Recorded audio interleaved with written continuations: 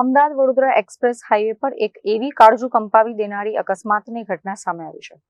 Express highway પર એક pickup Bolero ચાલકે બેદરકારીપૂર્વક પૂર ઝડપે ગાડી રિવર્સમાં લાવતા પાછળથી આવી રહેલી ઇકો કાર ધડાકાભેર તેની સાથે અથડાઈ હતી.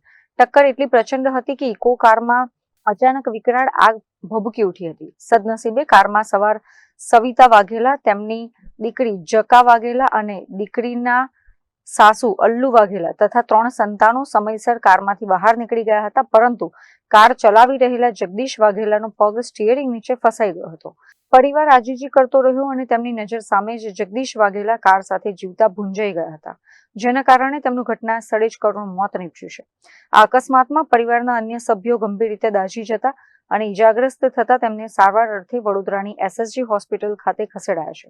જોકે હાલ સવિતા વાઘેલાની ફરિયાદના આધારે ભાદરા પોલીસે ગુનો નોંધી કાળમુખી બોલેરો ગાડીના ફરાર ચાલકને ઝડપી પાડવા ચક્રો ગતિમાન કર્યા છે.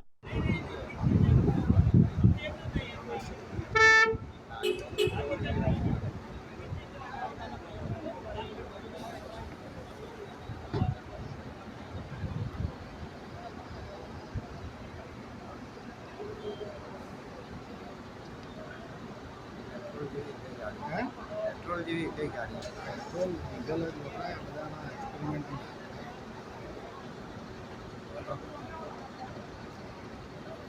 પતી ગયું.